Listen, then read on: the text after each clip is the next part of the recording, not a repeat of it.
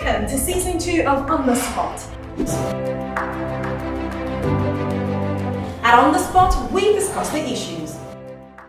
It's another Monday. Welcome to the special episode where I join my guest in celebrating 3 years. Now, before I get started, as always, thanks to our partner, the National Revenue Authority, NRA, and our sponsor, the Anti-Corruption Commission, the ACC. I am your host, Stella Bangura.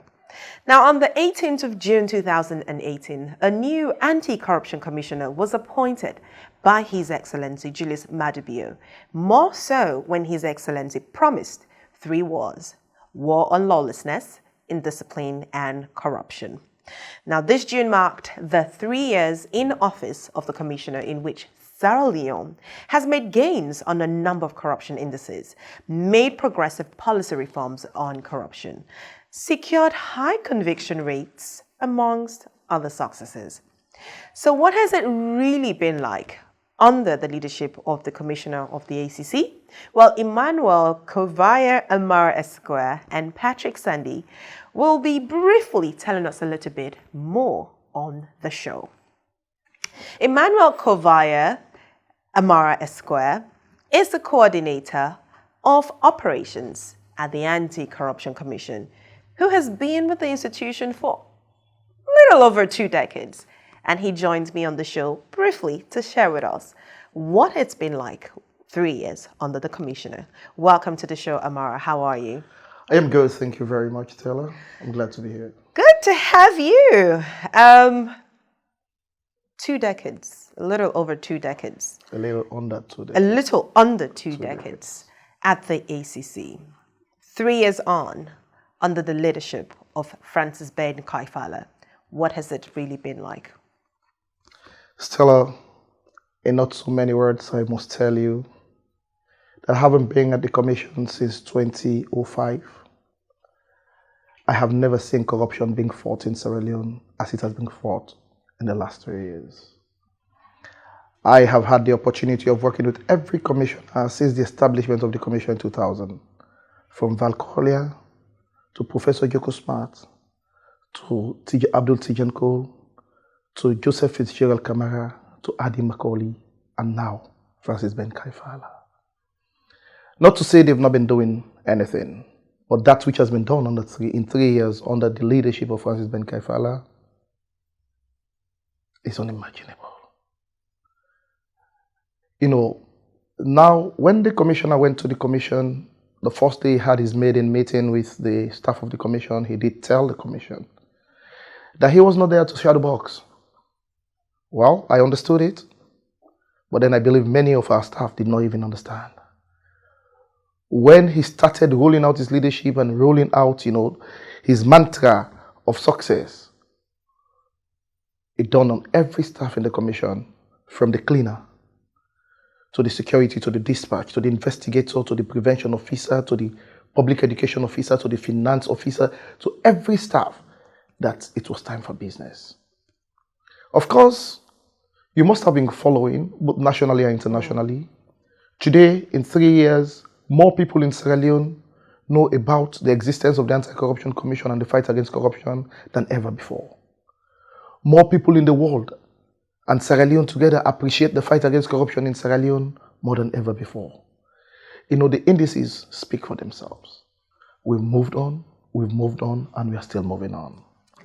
Corruption. In this fight, as was said by the commissioner, there is no shadow boxing. No shadow boxing. At all. Wonderful. And I presume this has just made your work more enjoyable. More challenging, but more enjoyable. When you do what you love, when you do what you enjoy doing, in spite of the challenges, you frankly would go to bed, not even dreaming dreams, but just imagining how your next day will be, how your next set of assignments will be accomplished. And many a time that is exactly what happens. You work till somewhere around 10, 11 in the night, from somewhere around 7:30, and you're still not complaining. You're still moving on. Maybe you go to your house Sunday. My wife will tell me, look, now you've created a library so that you don't come close. But Mama, thank God she has understood. I'm either in the library or doing some other thing. Maybe deep into the night, like 1, 2, 3 o'clock, to the extent that I'm not particularly used to sleeping much anymore, but I enjoy it. I enjoy it because the work that I put in, the effort that I put in, I know it's for posterity, and it is yielding results under the leadership of the commissioner. Amazing. Well, thank you very much, Amara Kovaya. I like that name, Kovaya, by the way. I think it's Koivaya. Koivaya. Koivaya. I think that sounds even a lot more nicer. Thank you. Well, we still have Patrick Sandy, who's going to join us very soon. So continue to watch. This is On the Spot.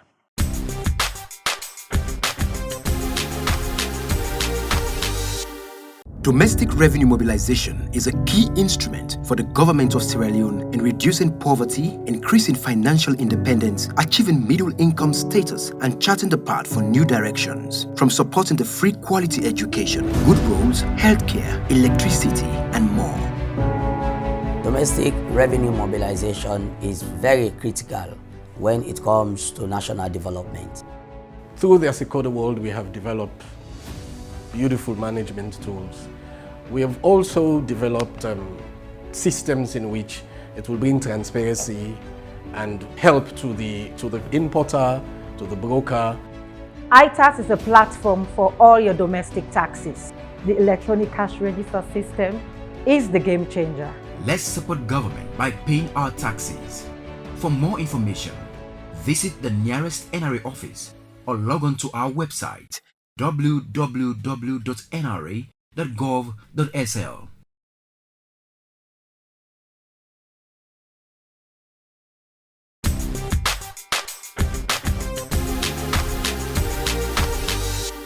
Now, since 2018, the ACC has embarked on a massive public education and outreach activity. So the Director of Public Education and Outreach Department, is going to be director, of course, will be joining me here shortly.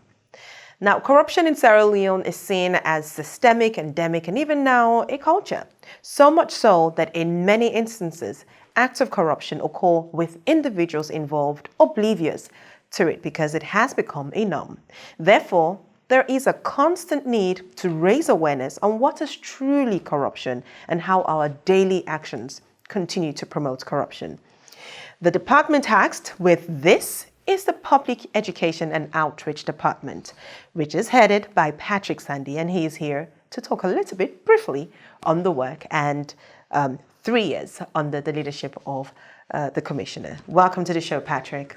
I'm pleased to be here with you, Stella, Yes. and my greetings to the viewers. Beautiful. Thank you. Now, you've got the task of raising awareness, putting the message of corruption right in the minds of people. You've been in the ACC for almost 2 decades. Yeah.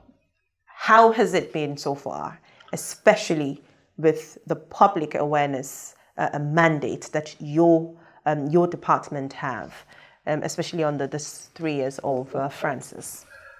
Yes, I will describe the 3 years under Commissioner Ben Kaifala as having been quite very, very inspiring and also innovative, because as the Director of Public Education, as you have indicated, my role is actually to work on the mindsets. My role is to work on the perception of the public, and that is very useful in the fight because you are letting them understand what the dangers of corruption are, and then also to solicit their support. So in fact, when Commissioner came in, he gave me the task that, Sandy, you are free to come up with strategies. And you realize that what we have done in the recent past, in the 3 years, in regard our interventions by way of public engagement, has quite been the non-textbook model. What I mean by that, we have been using diverse methods, the unconventional methods, if you like, to reach out to the public. And the reason why you have seen us going across the country, which has never happened before in the history of the ACC, where the Commissioner himself leads the team of public education to go out there to the public and not only to communicate anti-corruption messages, our views and the work we do, but rather also seeking feedback. That is quite unprecedented. And then also you look at the public lectures that he has embarked on, because the people, especially the young people, we believe that are very, very useful or very, very important to the fight against corruption. So we made sure that institutions across the board, tertiary institutions or post-secondary institutions, they have invited the commissioner, and we've been there, gone across the country. Recently, we were at the Canadian College of Modern Technology in Mainline 21, and you see how the public lecture resonates with the people. So that also has been quite very useful. And we also look at our public relations, which also came in quite robustly when he took over the reins of administration. We, in the past, only had the public relations officer in the office of the directorate, but now you have a unit where you have staff within the unit. The head of unit is there. You have a public relations assistant. You have assistant public relations officer, and now we are leading in like communicating our message to the public, the narrative in terms of the fight against corruption. So those are all the kinds of things that we've put into the fight that I want to believe is bringing out the results today, because as you've said, what is also very critical to the fight against corruption is public engagement. Your level of public engagement and how do you engage them, the methods you employ, the strategies you employ, and the targets. The different targets you have in mind, and the methods or the outputs and the tools you use, radio, television, social media, jingles, and all those kinds of outputs. And those things we have really been working on, and we see that, yes, we've done quite a lot. Though we still need to do more, because in terms of public education, it has to be sustained. It has to be intensified. And you also have to make sure that you communicate well. As you know very well, communication means when you get feedback, and the feedback speaks to exactly what you wanted the person to understands. I think that's what we have been doing over the period, and has been paying off a lot. And all is as a result of the leadership, because I'm given the free will, and I'm provided also the resources in spite of the limitedness of what we get from the government of Sierra Leone. But yes, the commissioner in his good will has really been able to support my department. And I tell you, quite a lot of resources been put into my department, because he also believes that public education has a lot to do. Important. Even when you talk about fight against corruption, a lot has to do with perception. And how do you work on perception? It's about the people knowing exactly the work that you are doing. So if people go out to ask questions, surveys are conducted, and then they would have to say, yes, we've heard about the ACC, and the ACC is doing a very good job. So you have to communicate the gains. You have to communicate them on a regular basis, on a sustained basis, that indeed that's what you're doing. And again, you solicit their support, because they have to support you in this fight. Wonderful. Clearly, it seems like 3 years of hard work is paying off under the leadership of Francis Ben Kaifala. Well, of course, he joins me right now, and he's going to be sharing with us what 3 years has been like for him. This is On the Spot. Continue to stay here. We'll be right back.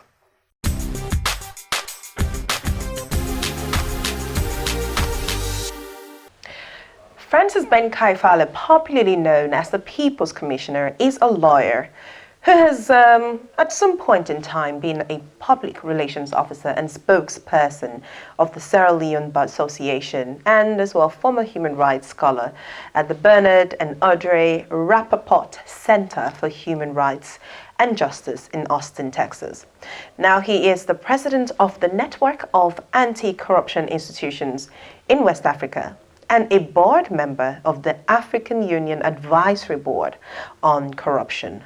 Francis is the commissioner of the Anti-Corruption Commission, and he joins me to talk about his 3 years in office. Welcome to the show, Francis. Thank you. Absolute pleasure to be here. 3 years. Has 3 years flown by so fast? Very fast, considering everything we have done and achieved in these 3 years, yes. So what has been the experience like for you? Very interesting, sometimes topsy-turvy, but it was always expected to be that way. But I've absolutely loved being the People's Commissioner. Absolutely. Wonderful. So here talking about 3 years as a commissioner for the ACC. And 3 years on, there's been quite a lot of milestones that the commission under your leadership has been able to achieve, breaking new indices, but locally and internationally, having you do a couple of media rounds, you've just sort of overemphasized the progress Sierra Leone has made so far. Can you take us through on what 3 years has been like for you? 3 years has been interesting. I met a team at the ACC, very competent, very determined and committed to the fight against corruption. But the moment I got there, it was apparent that what was needed was leadership. Needed a leadership that had a mission and a vision that could inspire them to support the work and to be able to achieve the purpose for which the ACC was established after the war in 2000. Therefore, the first thing was rallying them behind me, and the ACC is one institution that we made very little change. The same people that was there, the same leadership, directors, managers, everybody left where they are. So I did a little bit of reshuffling to get them to places where they could bring out their best for the institution. And then we set out to do what we can. In a short time, it was very easy. The conviction started coming in. More investigations started happening. Our public education sector was energized and it started working on the minds of the people, putting out the right information to rally them to support us. We started doing what we call non-conviction based asset recovery in addition to prosecution, and the results started coming in. We expanded the prevention work of the commission, and there were more systems and processes reviewed so that we can, of course, produce on the mantra that prevention is better than cure. And before you could look at it, all the indexes started reacting exactly as we had predicted and promised. Sierra Leone started trailblazing in those indexes. It took less than 2 years for us to occupy a position of respectability in Africa for the fight against corruption, and other countries started coming to learn from us what we are doing to take it back. So it was really, it's been quite an interesting experience. There were challenges, but trust me, the results we have produced in these 3 years, when you look at them, you know that things can happen. For a number of people that would say that those progress and advancement was largely, expected because the new government came into power. You had the predecessors, having to account for, their stewardship. So it was just only natural that some gains and progress would be made in those areas. Would you agree with that? I disagree. I mean, whatsoever you do with predecessors, the old regime cannot last beyond 1 year. They cannot account for the progress we are making in the fight against corruption in 2020 and 2021. Maybe 2018, you could say some part of 2019, but the moment it goes beyond 1 year, it's more about what you can. And if you look at the data and statistics, what we have done about the current regime, for example, we have established 94 integrity management committees in MDAs. We have done 46 systems and processes reviews in ministries, departments, and agencies. We have had 47 convictions out of 51 charge cases to court with very little appeal. We've had cases where people are pleading. So if you look at the data, considering what we are doing with the past and present regime, you will find out that really what we did about the past regime was just to set the tone to bring us to where we are. But what we have done in the past 2 years purely focuses on the current regime. And recently I called the political parties together because this is what they have been saying. They have been misinforming the public that, oh no, the ACC is about the past. And I told them the ACC would be getting 81% in the MCC control of corruption scorecard by going after the past when the past was at 49%. How is that possible? When they come to measure, are they going to measure what was happening in 2017 or 16? Or they are measuring what is happening now? How did Afrobarometer say corruption has reduced from 70% in Sierra Leone to 40%? How did that happen? Is it about the past? So Stella, really, clearly everybody could see very quickly that that assumption was wrong. The political parties, they were merely short of apologizing to us for their assumptions. But we understand. In the instances where there is the perception that there are certain categories of people who needs investigations, who needs the anti-corruption, yourself and your team to probably hone in and just basically do a little bit more investigation on the current dispensations. And people feel that they haven't seen enough of that. Would it still be safe to say that enough is not done under the current administration But that is or not true. dispensation? I've said the data and statistics shows that a lot more is being done about the current administration. If we say we are going to name the cases that we have done in the current administration, this program will not finish. But I can just give you an example. When the directors and other people took money for the Commission of Inquiry in the Ministry of Information, those are not people in the past, those are people in the current. We tried them, we convicted them, they were given custodial sentences, they are in Pademba Road prison as I speak to you. Okay? When Serafinda Bendu we did non-conviction based asset recovery from her. In another case, we charged her to court. She was a director general in this regime. Recently, we charged Masakoi from the Sierra Leone Maritime Administration. He is a director general, the same position that I hold in the ACC. Is that the past? Those who charged from the EDSA, are they from the past? The investigations we've done in the presidency, the state chief of protocol, is that in the past? The investigations we've done about ministries, department of agencies, several permanent secretaries, ministers of government and their deputies, is that the past? If I say I am going to give you a list, it will not be finished. And that is why it was easy for us to demolish that claim. We simply have done a lot more about the president, and we continue to do more about the president. And where we are in the fight against corruption, the envious position that we occupy in Africa because of the progress we are making in our standing, international reputation that we are gaining, can never be about the past. The past had a lot of corruption issues. Our mandate requires that we look into past, present, and future corruption. Definitely, we were not going to ignore simply because it was the past. It is always good to hold the past strongly accountable, and then the present will learn from it, and those who do not learn from it, you make sure you take action. And that's exactly what we have done. So how has this actions been able to speak to the culture of corruption in Sierra Leone? We, continually reference that the corruption in Sierra Leone is systemic and endemic, and it's a culture. So the actions being taken so far, how has that sort of addressed that culture in Sierra Leone? To go very brutal to capture the attention of the population, because Sierra Leone is a country that has a deeply entrenched corruption culture that goes back probably from 1964 to date. So if you are going against that kind of corruption system, you have to be prepared to let the people know that you have the guts, the spirit, the heart, the tenacity to take the fight to the corrupt. And then they will back off. So what we have done is really to capture their attention. Now, I am sure you will agree with me that corruption has been made unfashionable. People have to look over their shoulder to even dare to be corrupt. And those who do, when we have caught them, we have dealt with them decisively. That has led to the reduction in corruption.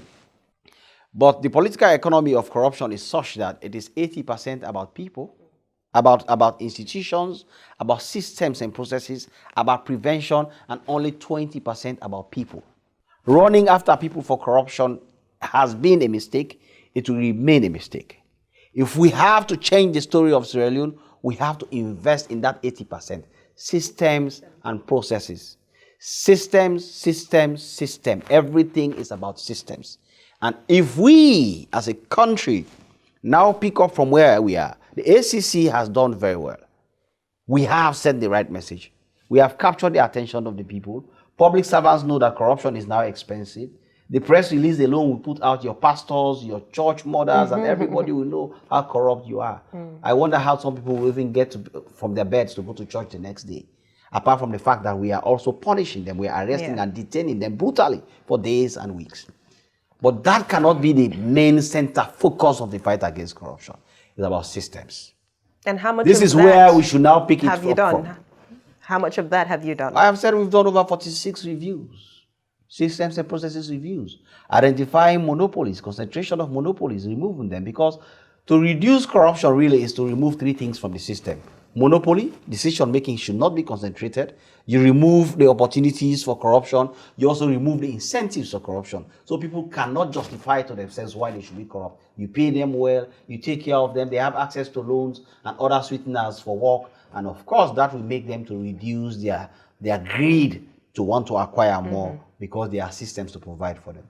So we are working with the government to remove this. But I must say this again on the 3rd year of my anniversary. If Sierra Leone invests in systems, we really invest in systems, and we try to reduce these 3 things I have called monopoly, incentives, and opportunity, down the line, maybe we'll make ACC a transitional institution only, and we'll focus more on law enforcement, but the system will work for the people of Sierra Leone. Right. People will not touch cash, people will not have incentive to steal, people will not have opportunity to steal. Those who try, we take steps against them with the mantra, kill dog before dog, let dog know say die day. All right. We make sure that they don't come back again. I'm going to hold you. I'm going to hold you there, Mr. Commissioner. This is, of course, On the Spot. We'll take a quick break and we'll be back.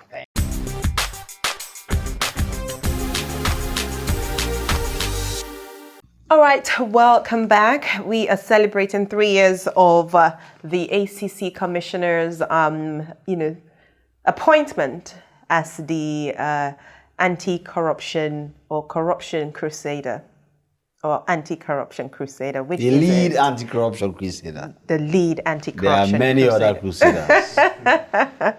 So 3 years on, and having made a lot of progress. One very formidable progress is that of the MCC scorecard. Yes. That has, made us eligible for the compact. Yes. And obviously eligible for a large sum of money if we're able to maintain that progress. Yes.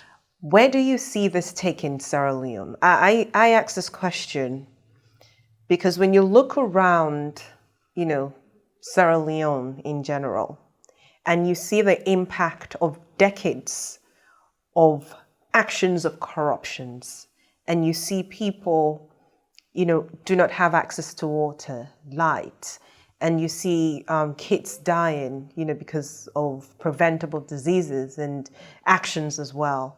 Where do you see this taking Sierra Leone, and what really does this pass across to the people of Sierra Leone in terms of their actions as individuals when it comes to acts of corruption? I think one thing we have done in these 3 years effectively is how well we have articulated issues of corruption for the public to understand.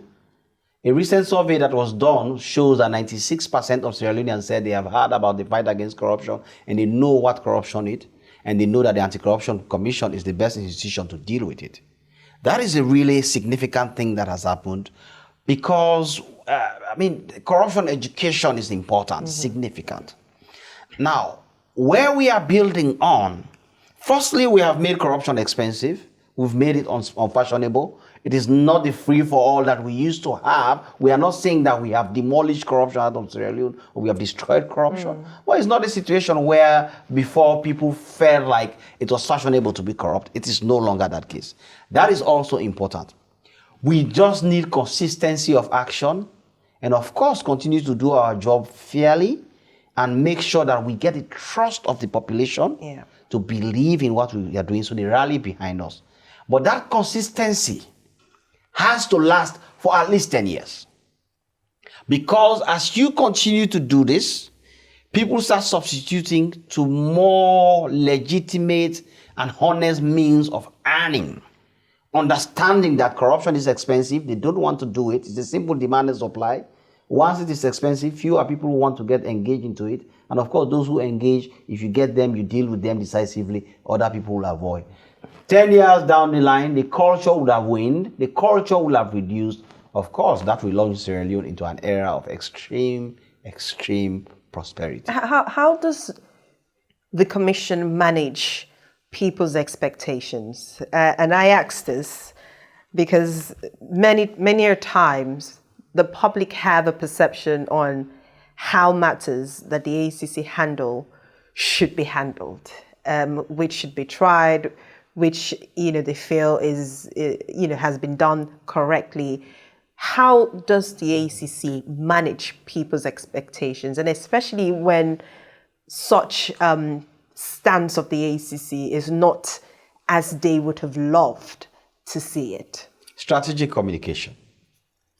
How the message is packaged and communicated to the people is very important, and knowing your target population, what you wish to tell them.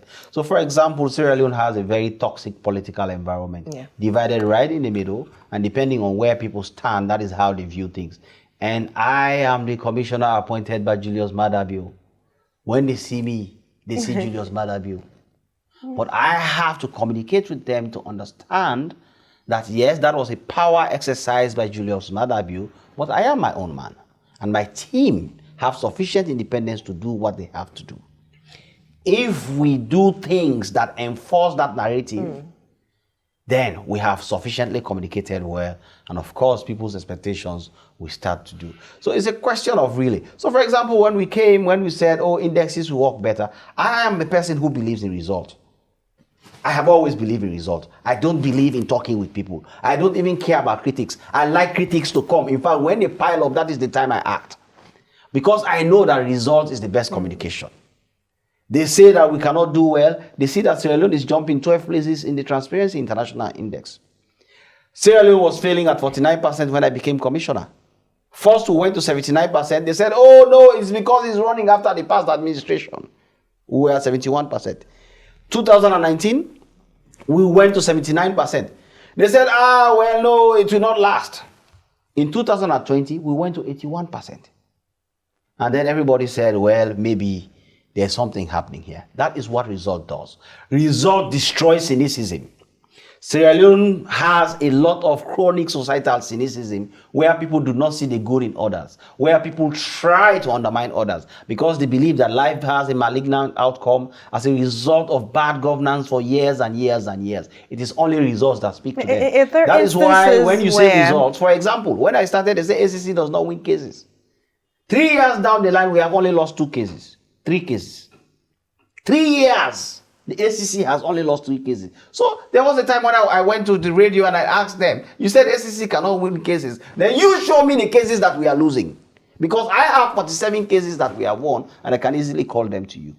And then everybody went into their shells. And you have never had that narrative that ACC is losing cases. But that is what happens to Sierra Leone. You have to make sure you communicate with them. And communication is not just about words. Words are important, but also strategic action. Is there still on the communication to the public?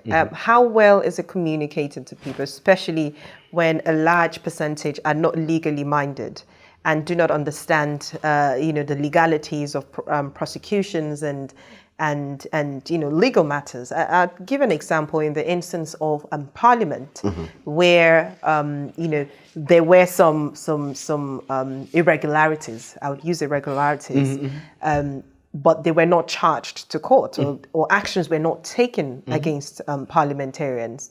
Rather, your commission advised that a review of systems and processes would be the best option. Yes, please. But then in another instance, where same, actions and same situation. I would say similar actions. Or similar actions. Because it can be similar but not the same. But different actions were taken. How do you sort of, first of all, clarify such instances for the people, and how do you get across to people to understand what goes into certain judgments? The issue could be procurement of this cup. One person did not have any system in place to determine how they procure this cup. Another person had all the systems in place to procure this cup, but decided not to go on with that system. So, similar facts, different scenarios. Okay? In this case, even though the person procured this cup, because there was no system that directs him what to do, we can look at it and say we think that this person does not have what we call mens rea in law, that which gives you criminal responsibility. And say if the system were there and he fails to follow the system, it would have been bingo for us to prosecute him. But because this system is not there, it's okay. You bought this cup, you did not follow processes. We are going to ignore this today, but we are going to work with you to put in place the system that you did not have. Okay? One scenario. The other one, the system is there. There's a director of procurement who knows what to do, and one guy just wakes up in the morning and decides to give contracts to other people and ignores that system. That person has the criminal responsibility. In these two scenarios, we will charge this man to court without any hesitation, and we stand by that decision. In this one, we will not charge to court because we needed to put in place a system. But if we now put the system in place, which brings this scenario to the same position as the other scenario, then we are. This is what we have been communicating to Sierra Leoneans. They are all similar situations, but they are not the same. Things can be similar, but not the same. And sometimes that's subtle distinction. So that is where your question is very relevant. How do we communicate this to the people? We have one of the most powerful PR systems in this country. Our PR is powerful. But of course, you understand how the country is. Things are filtered based on tribe, region, politics, and sometimes even gender. So you cannot be responsible when people hear things but they do not understand them, particularly when they have deployed what we call behavioral filters that make them, you say A, they hear B. And you say, I was just saying A, and they say yes, but I still heard B. You cannot be responsible for that. But we will continue to bring them along. Our PR system is always devising way. That is why we have recruited more communication consultants in the ACC now. We have a communication consultant that is focusing on young people and how to target their mind. We have another communication consultant that is targeting the older people. We'll talk a little bit quickly on how the ACC is taking the public along, because the ACC cannot be everywhere at the same time. The ACC is understaffed, underfunded for such a very huge task. Very critical question here. How well is the public informed on the actual mandate of the ACC? In the instance where there are some cases I'm sure people bring to the table of the ACC that it is not within its mandate. Yes. Right. So many, exactly. Mm. So how well communicated are the mandates of the ACC to the public? Trust me, we have programs in every radio station, every media, newspapers, targeted. Even I have gone right across the country, from Falaba to Mongo, from Bond to Kwenadugu, from Pujehu to Shebwema, from Daru to Kwendu. I have gone there, held town hall meetings with them, educating them about the mandate of the ACC, the work that we are doing, and trying to gather feedback from them so as to inform our work. And the same thing is done at the regional level. We have regional offices. In fact, now, one of the great things we have done in these 3 years is that we have deployed a regional coordinator in every district in Sierra Leone, which never existed before. So what's the mandate of the ACC? The mandate of the ACC is to investigate corruption, prevent corruption so as to reduce it, and of course to prosecute where necessary, and sometimes to punish. Is there a threshold for investigation? There is a prosecutorial threshold. And what is that threshold? The prosecutorial threshold is not quantitative or qualitative. It's a judgment that is done after the investigators provide a report, the prosecutors give an opinion, the commissioner takes a decision. And what amounts to a threshold is a combination. The threshold is determined by the combination of all these opinions that guide the commissioner to decide whether this is an appropriate case to prosecute or not to prosecute. Right. Okay.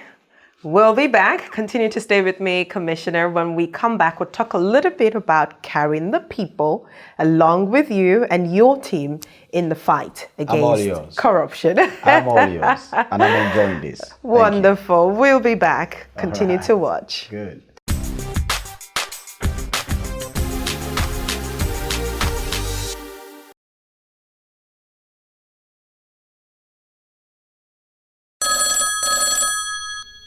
Hello? Hello, Mr. Abu. I am calling for your rental tax payment. Oh my goodness. Hello? This is a call from the... Your colleague is on the other line. Can you just please hold? You are a landlord or property agent? You don't hear about rental income tax? As property owner or agent where they collect rent, the law say you for pay tax and are you tax identification number where they call team you they use for pay am. Yes, me famble them. The law say without this tax identification number, you not go able to pay your tax. And if you not pay your tax, the law go bet you tranga one. Welcome, sir. Please sit. Thank you. We don't make them easy for you now. The law say, since you the collect rent we pass 7.2 million leons, you for come to NIA and pay your rental tax just after we you tenants don't pay you done. So no more calls from everywhere, eh? You go just get one SMS or one phone call. We go remind you, sir. Thank you very much. For no more, go to any NIA office near you or visit www.nia.gov.sl. Remember, paying taxes is required by law.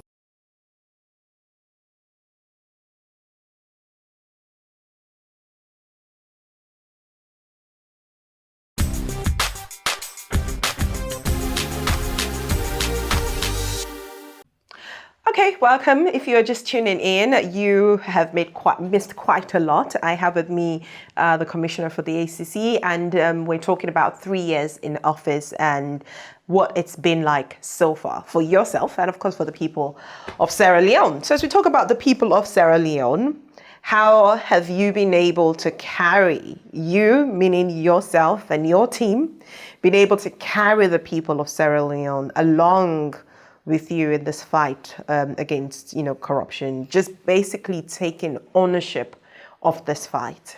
I think the commission was rightly branded the People's Commission, and I was branded the People's Commissioner because of the people-centric approach that we developed from the onset of fighting corruption. So we developed various communication strategies, programs using both traditional and social media to put message out. And while the team is doing their bit, my Twitter handle, for example, is a very trusted, highly followed handle to put information out to the people and to make interaction with it very easy. The same thing on Facebook. Thousands of followers on each of them. The commission itself has its social media pages. We have newspapers that carry our news. We have radio programs, ACC Hour, on TV and on radio. But beyond that, we go around rural areas, Bond Island, Kamakwie, Daru, Segbema, Kwedu, the Warawara Hills, where myself, the commissioner, not another person, we go together, sit with them, commune with them, listen to them, pass on the information on the fight against corruption, gather feedback from them, and do a lot of dancing in the process. You should see me dancing to the Mendy song, to the Temne song, to the Fula song, to the Kisi song. And and sometimes I even speak to them in the language that they understand. The public being very supportive in the process of investigations, in the instance of either reporting acts of corruption or providing evidence in areas where necessary? Yes, the public, again, we have a culture in Sierra Leone where people think that they should not take bread in somebody else's mouth. I think we have a guilt culture. Is that hugely impacting the fight? It is hugely impacting, particularly when it comes to whistleblowing. So we have to go after the information and get it. Or somehow somebody has to get angry or unhappy before information can come. And even that, we pray to God for them not to become happy in the process, because then you are calling them to come and they're no longer interested. They will put their phone off. That's the time they would have visited their grandma in some mountain in the provinces that you cannot reach. So we pray to God for more people to become unhappy with their bosses, with their friends, with people who they are not, or to go jealous, and then they are more supportive for our work. But we look forward to the day when people can understand that reporting corruption and cooperating with the ACC is not only about you being unhappy with somebody. It is a duty. It is a national duty. You are doing a pre-instructed duty when you support us to stamp out corruption in Sierra Leone. So we are struggling a bit with that, but also with what we are doing, including public engagements like the one we are having now, is to pass on that right message, strategic communication, and then we believe that little by little, it's all about the corruption culture I'm talking about. Beneficiaries of corruption on the secondary level are even more dangerous than those who benefit on the primary level. Because, for example, if a man steals, 1 billion leones and uses 200 million to put electricity in his village, woe betide you, you want to go and arrest him in that village. The entire village is coming for you. But they have to understand that they could have benefited 1 billion. So 200 million was just a drop. And that is the kind of message that we are putting across. So and that's the kind there of has been high recovery rate, over 30 billion leones recovered. But is that the actual value of the cost of those corrupt activities, and possibly conviction in terms of, we see what happened recently in South Africa, where the former president of South Africa was sentenced. Do we think such actions can have a more can send home a stronger message as opposed to just telling people? The former president of South Africa was sentenced for not going to cooperate with investigation. Going to cooperate with investigation. So it's different. He has not yet been sentenced for corruption. But the message is that, yes, people are taking action against their leaders and holding them accountable, irrespective of what position they've held. Should that be the stance here as well? It should be the stance. And that is why, for example, when the go ACC, to jail. Yes. We have always said that the judiciary should impose more custodial sentences. We continue to work with them to ensure that they are doing very well with the trial of our cases, the speed, the tenacity, the quality of the judgments have improved greatly. Where we now need to work on is the sentencing, and we are trying to develop a sentencing guideline for them. So that, of course, we can make sure that those who are found guilty of corruption, the punishment they get is commensurate to the offense they committed, but also to send the right message for the future. But more so beyond that, for us to understand that when people hold positions of trust, it is not about them. The ACC does not have to hate you to investigate you. It's a question of explaining what ought to be explained. If it's a bridge that was supposed to have been built and money was given for you to build, and the money is not lying in some account which you could easily hand over to the ACC, but the bridge has not been built, it is not about the tribe you speak or the language or what village you come from. Either the bridge is there or the money is in the account. Somehow, one of them has to be produced. And if it cannot be produced, you should be punished for it. If people understand these things and stop dancing cacat devil behind politicians, people who hold positions, and use it to try to defame or reduce the impact of the fight against corruption, we will have done a lot of good for Sierra Leone. And that is what we are trying to speak to them to understand. This is their interest. The fight against corruption is war. And that warfare is for their benefit. So they should stand with us. Recoveries being, like I had asked earlier, has recoveries being sort of commensurate? I wouldn't use commensurate. It doesn't have to be commensurate. Look, in the instance, for example, hold on. In an instance where someone steals or allegedly misappropriates, but converts, say 1 billion, and you ask them to pay 2 million. No, there is never a situation where somebody will steal 1 billion and we tell them to pay 2 million. You will pay either the full amount that was deemed to have been stolen or more.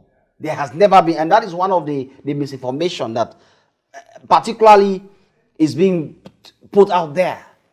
Let them give us an example where somebody stole 1 million and we say come with 100 million. With 1 million, I will tell you to come with 100,000. You know, it is not. It is the fines and punishments that is the problem. But even that, when we did the Anti-Corruption Amendment Act 2019, we made sure we put in a provision that says when the court finds you guilty, in addition to the fine, whatsoever you stole, you have to bring it back in full. That has solved that problem. So we are absolutely fine. It's no longer a question of commensurate. It's a question of enforcing the laws and sending the right message. 3 years down the line, and you have 2 years more to go until maybe Mr. President decides, well, this guy's doing a really good job. We need to renew his mandate. What do you hope, would be,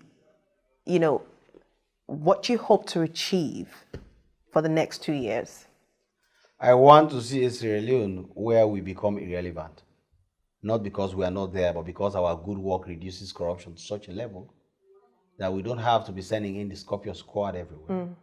I want to see a Sierra Leone where we continue to trailblaze in the fight against corruption. In the next 2 years, I want us to be plus or minus 80 in the league of countries in the fight against corruption. I want us to rank among the elites of the fight against corruption in Africa. I want Sierra Leone to feel the impact of the fight against corruption. For the 49% that we were, and now we're at 81%, to trickle down to the pocket of the ordinary man. For them to feel it in their purse, in their cups, and in their spoons.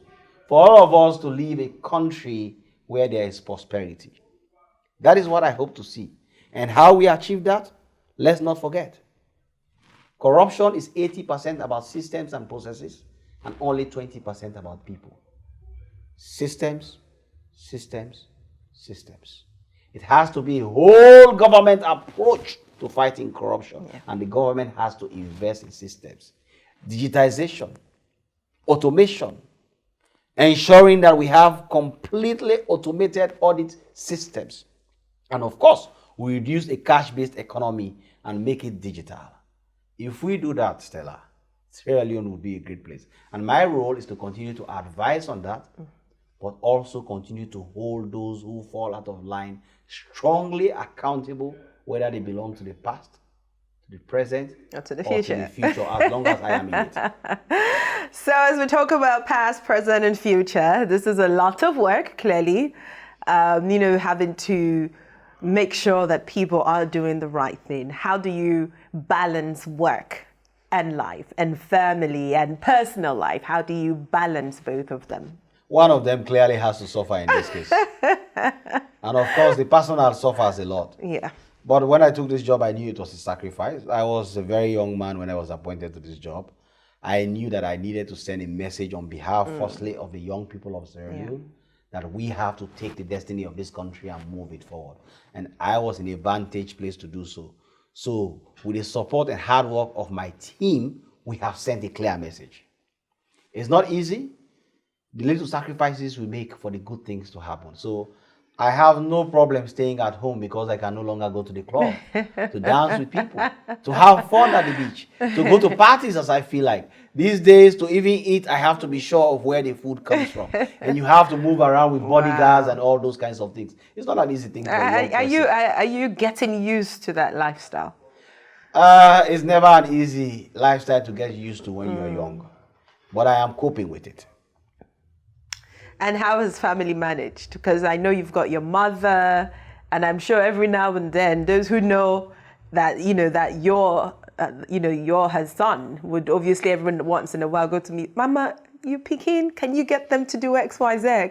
So how do you keep family away from interfering with your work, especially when there's always that external pressure? When they can't get you, they'll try to use family. I am very lucky to have my parents who understand the kind of role we play.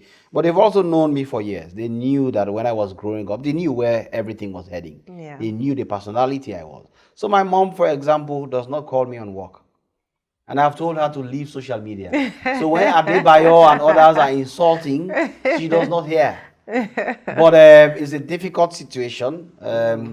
Sometimes it's tough for her, particularly when you have all these audios, threatening remarks, people are saying things. When we have these confrontations like the one we had in McKinney, and you see a line of gurus and all these things that the commissioner is going to be killed and things like that, and people having dreams all the time, people warning about food, about how you relate with women and things like that. It can be a little bit scary, but all we do is we are a family that believes in God, and of course we have always believed in that, and we continue to trust that this is a destiny that had to be fulfilled, and of course it was a good for Sierra Leone. Whatsoever happens, happens. Que sera, sera, they say. Whatever will be, will be. That's it. I will let you go without asking this very final question. Okay. So, is there any particular thing that you have set your mind to say, after I'm done with the ACC, this is what I want to do? I know we're a little bit early asking that question, but I'm still going to ask. I am a man who believes in what God puts before me.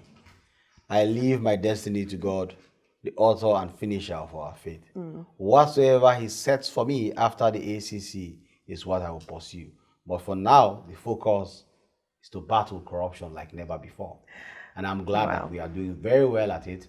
And I'm happy that the people of Sierra Leone are supporting us, the government in Sierra Leone. And I will not end by thanking the president who put faith in me and appointed me to occupy this position and has given me the support and political will to be able to achieve it. Kudos, Mr. President, but thank you, the people of Sierra Leone. And thank you so much for joining me here right on the spot. Thank you as well for being one of our sponsors and using On the Spot to, you know, basically communicate the message of anti-corruption. We are really humbled. We celebrate you 3 years on, you and your team, for their fantastic and amazing work that you have been doing. You know, like you often say, you can't please everyone. You will never get it right in this job. You can only do your best. So we join you in the celebration, and hopefully we'll be raising a glass to, you know, a very fruitful remaining 2 years. I'll keep that bottle of wine. Thank you, Stella. You are an amazing interviewer. On the Spot is an absolute gem for Sierra Leone. We are pleased to be collaborating with you. And of course, we look forward to more collaborations as we continue on this journey. Thank you very much. Yes. Coming up next are my final words.